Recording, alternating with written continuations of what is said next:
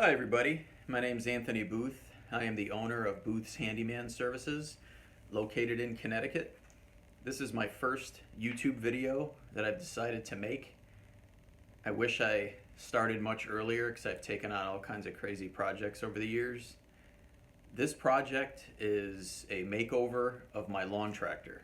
It's a Husqvarna LTH 120. I've decided to take it all apart, paint it, replace what needs to be replaced, and give it an 80s theme. I was born in 1974, so the movies in the 1980s have really just inspired me and influenced me in many ways. But I thought it would be a great idea to turn my tractor into something I think will be pretty cool. So hopefully you like it. Really quick, my resume, just to let you know my background. I was a facility manager, maintenance director at an assisted living community for many years. I would say a good part of 13, 14 years. And then in a retirement, I should say a nursing home for about 3 or 4 years. After doing that for a long time, being on call 24/7, did a lot of hands-on work. We didn't have the luxury of contracting out work to outside vendors, so we had to do a lot of the work ourselves, which was good in a way. It was a blessing because it's funny, my wife strongly encouraged me to open my own business to become a licensed home improvement contractor, which I did. And I am so happy that I did. It's a dream come true. My father was an entrepreneur for many years, and to kind of continue that legacy is just awesome. So I encourage everyone out there that if you've worked hard and you want to own your own business, I strongly suggest you do it. It's the American dream. But anyway, that's my background. If you like the video, click like. If you want to subscribe to future videos, I plan on doing more and more excuse me, home improvement contractor type projects, whether it be minor repairs, big renovations. I do a lot of power equipment repair, auto repair, projects around the house. You may even have a question or a request for something that you would like to see a little video clip on, and as simple as replacing a garbage disposal, a faucet, finding where your main shutoffs are in your basement for your water. I can certainly teach you all kinds of odds and ends that you may have a question on. So reach out to me, comment, and we'll go from there. So enjoy the video, and thanks for watching. All right, guys, so this is what we've got. It's a Husqvarna LTH 120.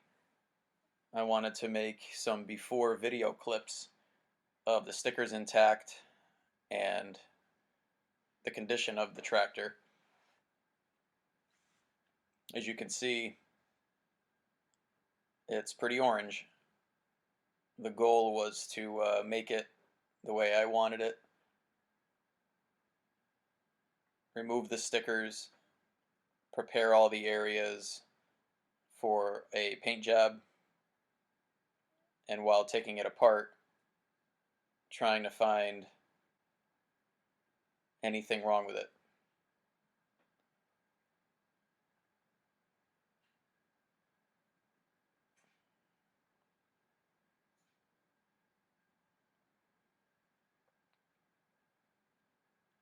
So here you can see the beginnings of removing the stickers. What I did was use the utility knife, razor blade to catch a corner and just start pulling the sticker off. When pulling the sticker off, it left an adhesive backing on the plastic. I used Goof Off and Goo Gone, which is a really good product that removes that leftover adhesive. You don't want to paint over that adhesive because you'll see it, it'll come right through the paint and it just won't come out right. Ignore me speaking as I decided to do an audio tape over or however recording over.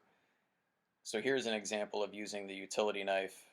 I also used a soapy water to kind of wet the area to prevent the razor blade from chewing into the plastic. Unfortunately, in a couple areas, the razor blade did dig into the plastic, but I was able to repair it, so it wasn't a big deal. I got very lucky, as I said, because the stickers, I've not always had good luck with removing decals. In this particular case, it wasn't bad.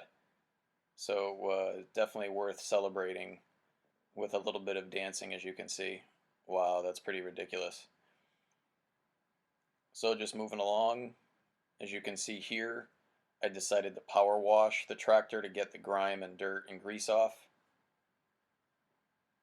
It's actually in pretty good shape, so no body work had to be done. I didn't use any Bondo or any filler. It wasn't necessary.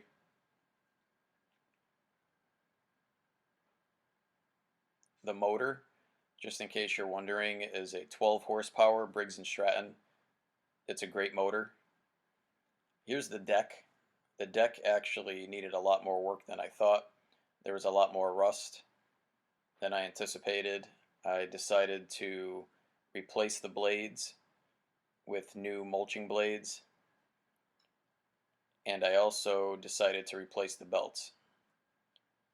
So here I am sanding the shell, the body. It was easier to leave the shell on the frame to prepare it.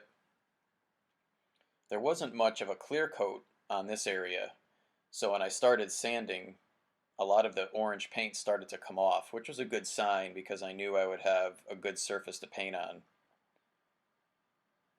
If you noticed I was using water, that was to basically help me in keeping the dust level down, and it worked well.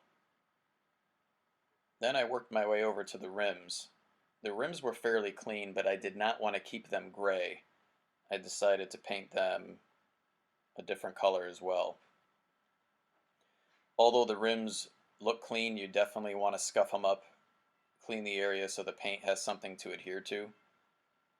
I did decide to remove all of the wheels off the frame, which was a good idea because I was unaware that the two front rims have grease fittings that you can actually grease. As you can see here, just more sanding to prepare the area. The more time you put in preparation, the better paint job you're going to end up with. Going back to the rims really quick, I did decide to remove the rear wheels as well, and they were seized on there. So by using a rubber mallet, I was able to pretty much smash the wheels off. I was able to sand the shafts down and grease them. So if I ever do need to remove the wheels again, it's going to be much easier. Just a little secret, a little pointer for you guys if you want to take on something like this.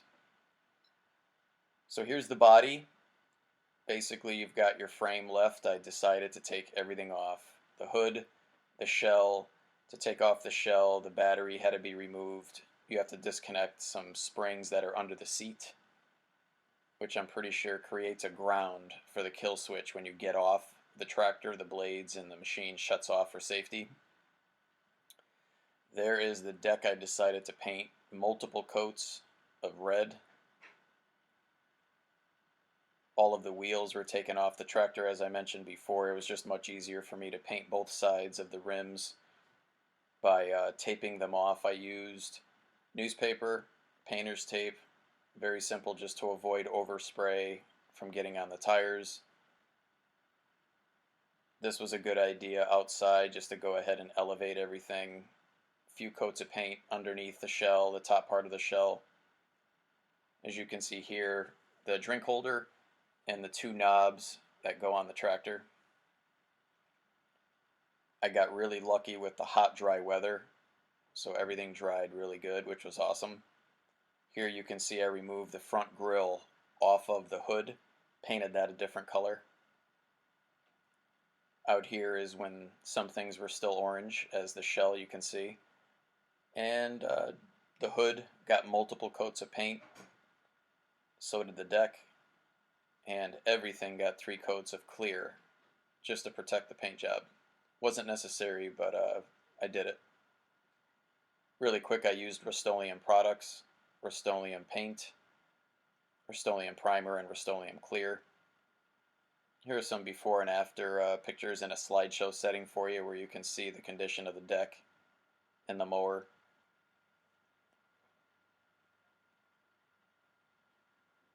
Ended up replacing some pulleys along with both belts, the drive belt and the belt that engages the blades. Ended up using primer on the deck, as you can see underneath. Multiple coats of primer, multiple coats of paint, and clear. I use clear with the hopes that the grass will not stick underneath the deck. That remains to be seen whether that's going to be effective or not.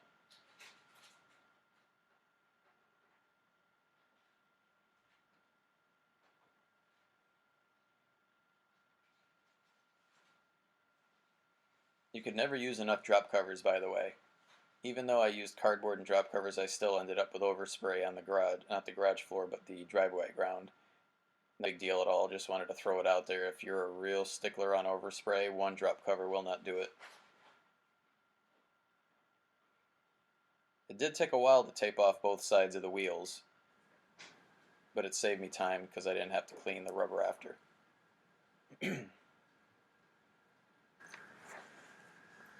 So here's just a side clip of my baby girl Gracie.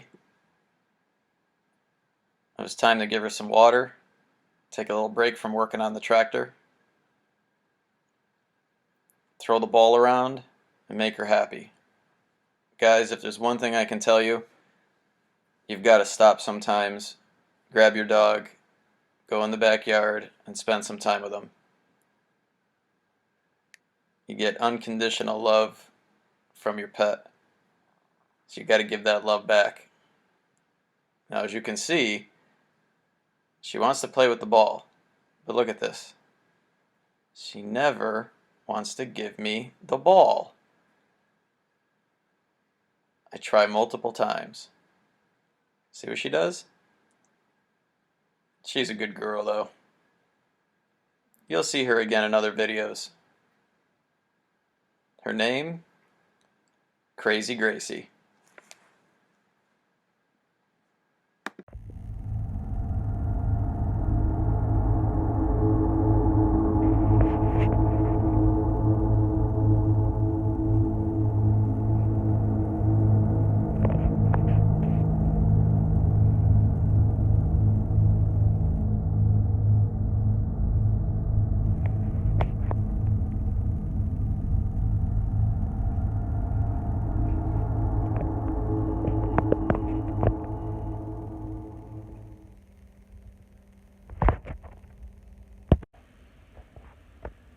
Alright everybody, here's the final product.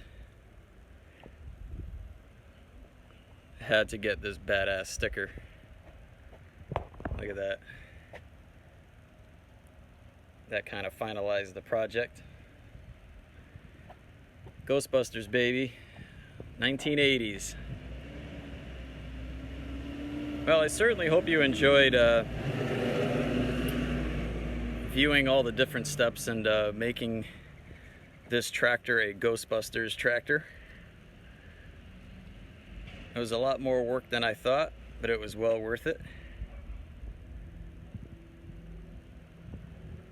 Stay tuned for new videos to come. Again, Anthony here with Booth's Handyman Services. Thanks a lot, and I hope you enjoyed.